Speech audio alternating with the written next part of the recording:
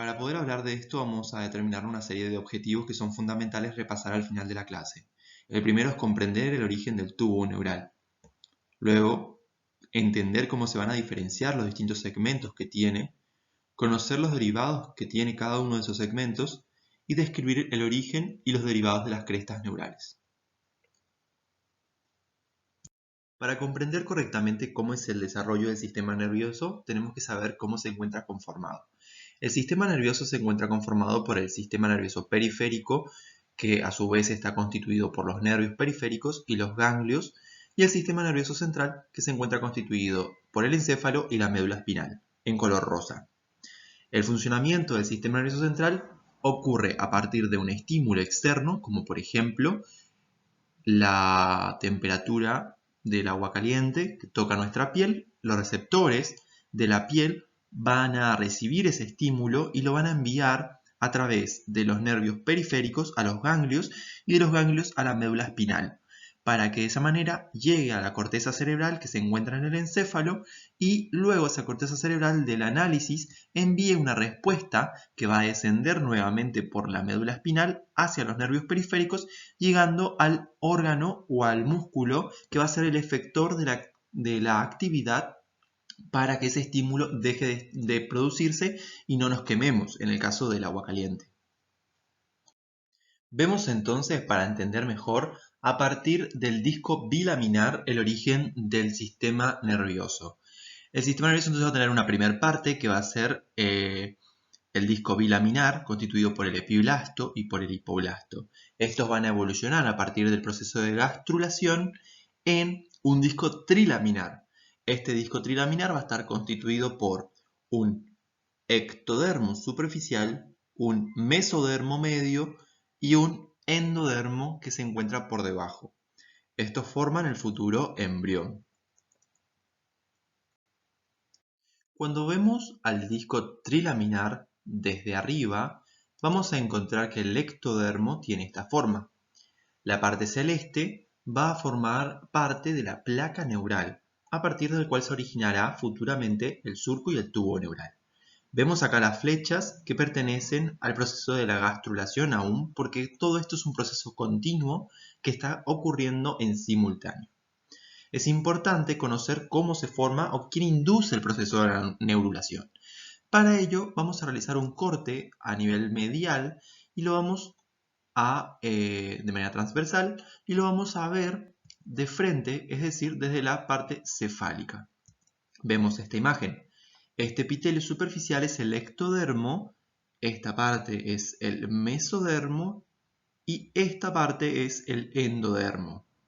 Dentro del mesodermo vamos a encontrar esta estructura que es la notocorda.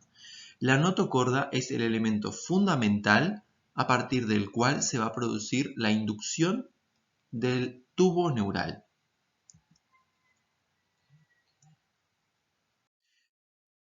Para poder comprender un poco más entonces el proceso de desarrollo, también tenemos que entender que esto, que es la notocorda, va a estimular al proceso de neurulación.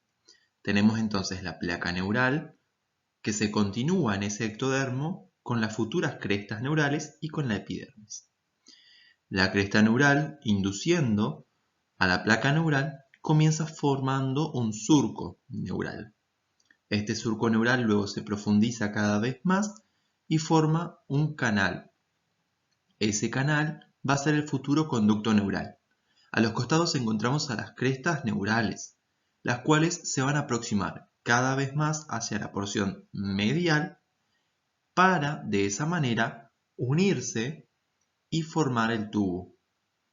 Progresando, vemos que el tubo se ha sellado completamente en la porción medial y las crestas neurales en la porción medial van a dirigirse hacia los lados del tubo neural para formar distintos elementos importantes en el desarrollo nervioso. Mientras que, superficialmente, la epidermis contactó entre sí y formó una cubierta por encima del tubo neural.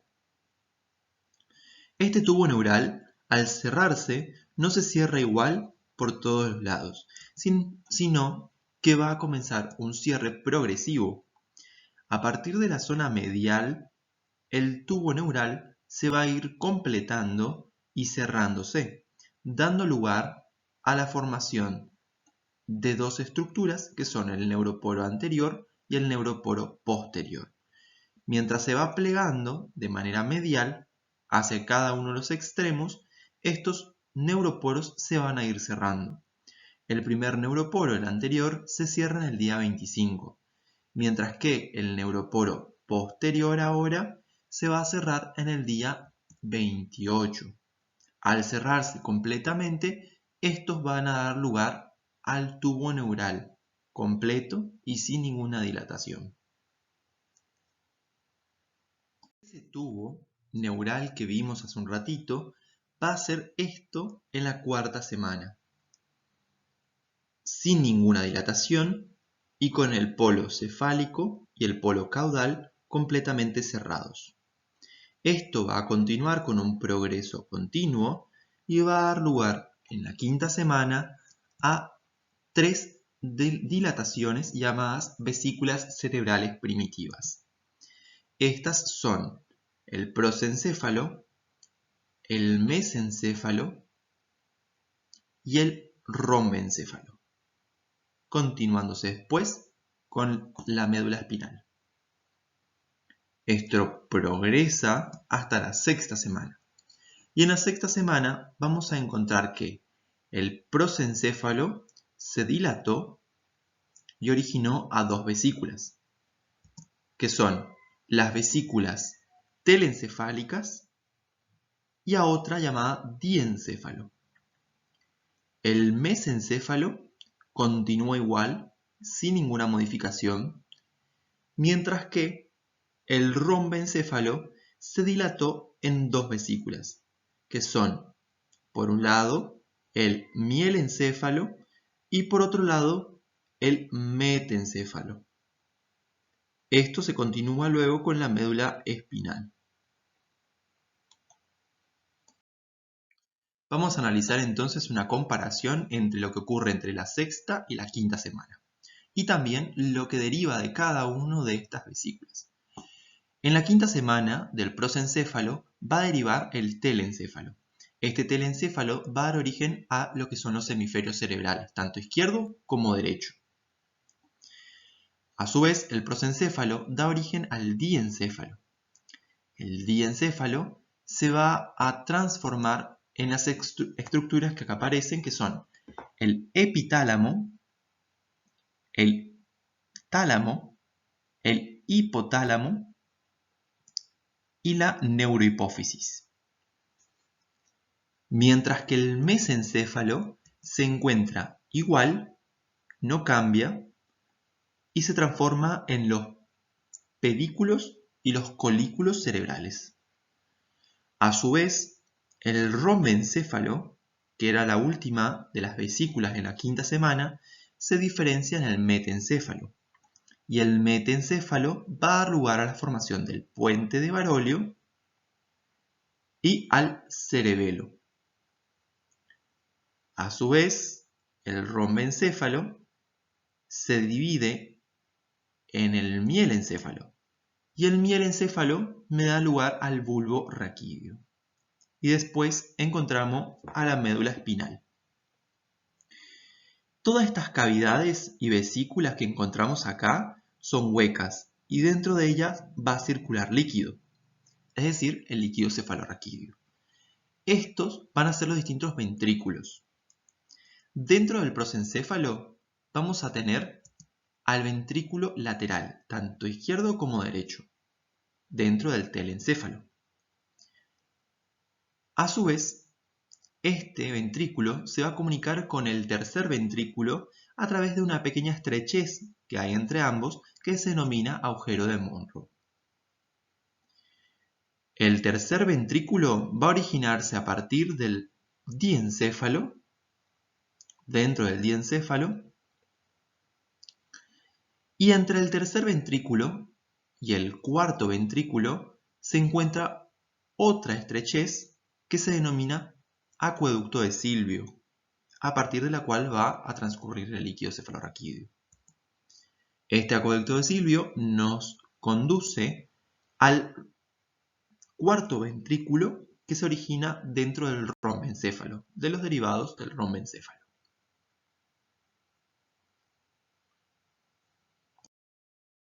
Es importantísimo conocer los distintos derivados celulares que tienen el desarrollo del sistema embrionario nervioso.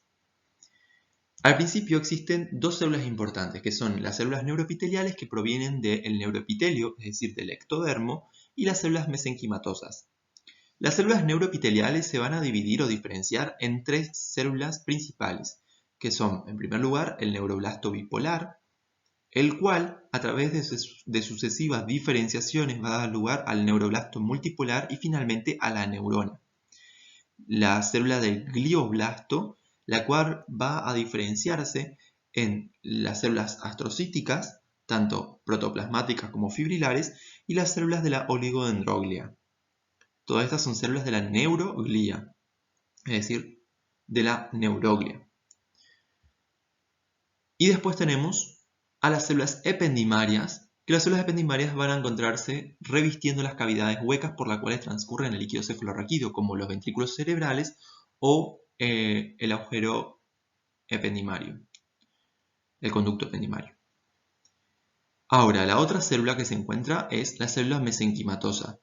La célula mesenquimatosa va a dar lugar a la microglia, que son las células macrofágicas del sistema nervioso.